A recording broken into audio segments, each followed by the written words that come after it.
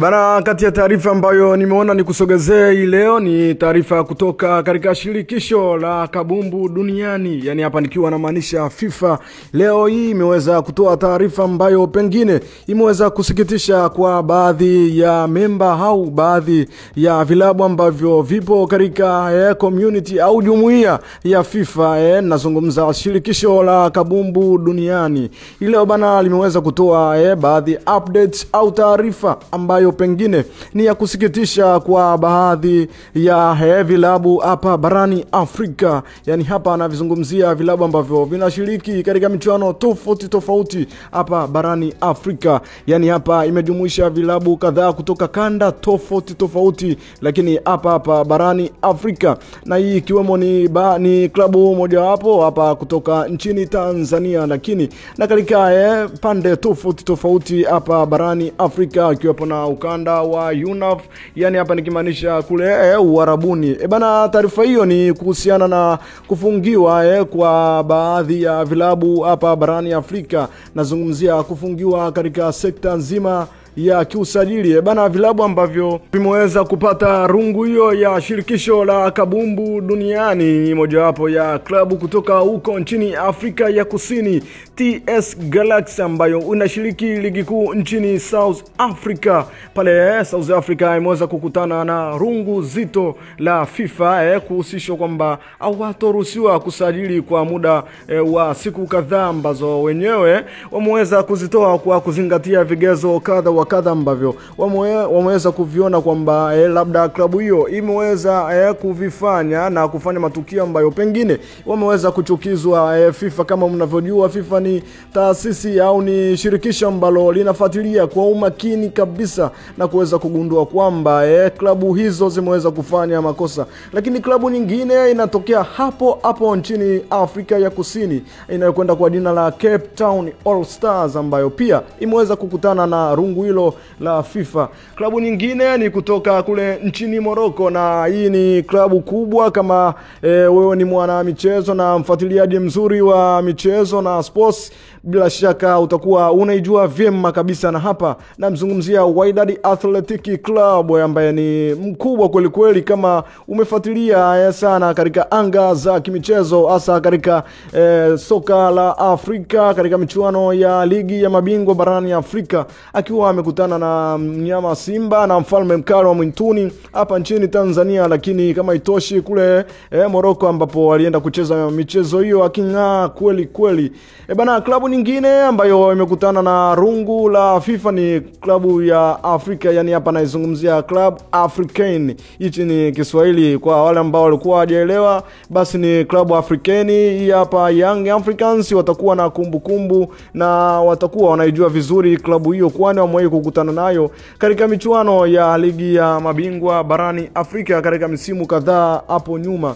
Hii klabu ni ya Tunisia, I think, na najua wengi mtakuwa mnaifahamu klabu hiyo. Klabu nyingine ni Sofapaka FC, ambayo inashiriki ligi kuu nchini Kenya.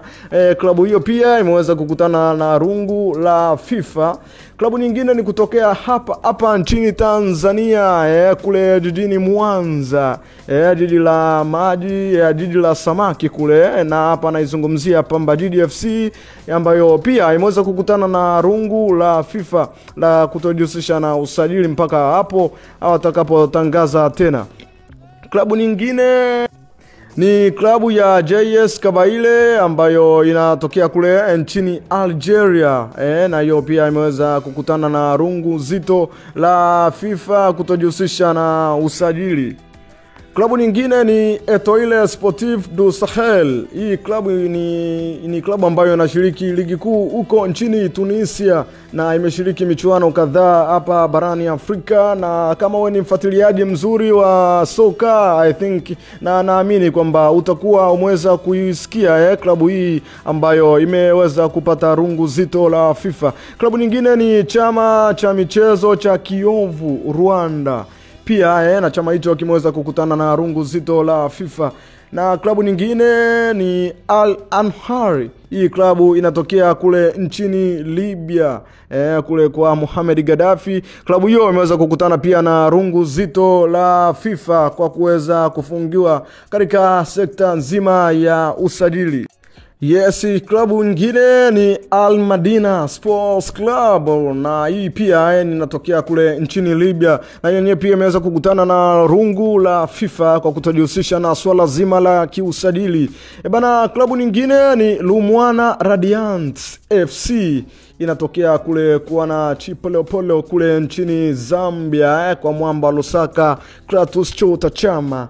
Bana, hivyo ni vilabu au sio? Kama nilivyokuambia kwamba vilabu hivyo vimeweza kukutana na rungu zito la FIFA mara baada ya kutoa tathminio na kuweza kupitia sheria zote za mpira wa soka na uendeshaji mzima. Basi FIFA ikaja na listi nzima kama nilivyoweza kukutajia hapo mwanzo, na vilabu hivyo ambavyo nimekutajia vimeweza kukutana na adhabu hiyo ambayo FIFA wenyewe wataweza kuangalia ni ya muda gani, na pengine wataweza kuwaruhusu lini kuweza kujihusisha na swala zima la usajili. Yani hapa vilabu hivyo ambavyo nimevitaja havitojihusisha kabisa na usajili wa wachezaji kutoka katika sehemu mbalimbali. Basi hapo vilabu hivyo vitalazimika sasa kutumia nyota ambao wapo kwenye klabu zao na kuwatumia katika michezo yote ambayo watakuwa wakishiriki kulingana na kosa ambalo wameweza kulifanya pengine kwa mujibu wa FIFA, ambao of course FIFA kama wakiamua kufanya maamuzi kama haya pengine wanakuwa wameshapitia na kuona ni kwa nini na ni sababu zipi ambazo zinaweza kupelekea vilabu hivyo tajwa hapo juu kuweza kufungiwa kushiriki katika swala zima la usajili wa wachezaji aidha kutoka nje au ndani ya mataifa wanayoshiriki ligi kuu.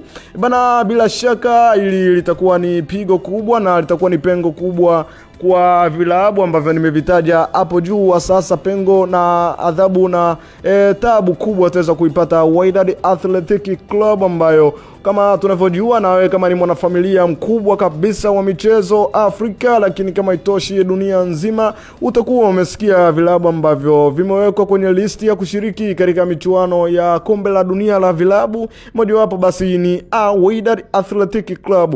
Sasa kwa anguko hili la kutoruhusiwa kusajili wachezaji, na bila shaka itakuwa ni tatizo sasa kwa klabu hiyo, kwani katika kuelekea kwenye msimu huu wa kushiriki kombe la dunia la vilabu, Wydad italazimika sasa kuwa na nyota wengi na waliosheheni uwezo mkubwa kweli kweli ili kuweza kuwafikisha katika malengo ambayo pengine wataweza kufanya vizuri katika michuano hiyo. Lakini FIFA baada ya kufanya hivyo, basi Wydad Athletic Club itakuwa imepata pengo kubwa kweli kweli. Lakini timu nyingine ambayo pengine inaenda kupata shida kweli kweli ni klabu ya Pamba Jiji ambayo inashiriki ligi kuu hapa nyumbani Tanzania.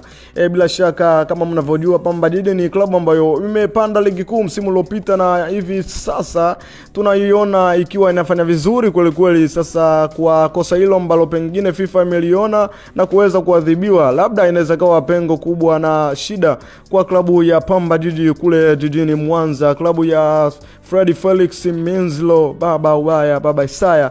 Basi hiyo ni list ambayo FIFA imeweza kutoa hii leo, na mimi kama mfuatiliaji wa masuala haya ya kimichezo na nimeweza kuletea taarifa hii na kukusogezea wewe mwana michezo kuweza kukata kiu yako ya kimichezo. Bana, mambo ni mengi kweli kweli, mambo ni mengi ambayo yanaendelea kuchukua nafasi katika ulimwengu wa kimichezo.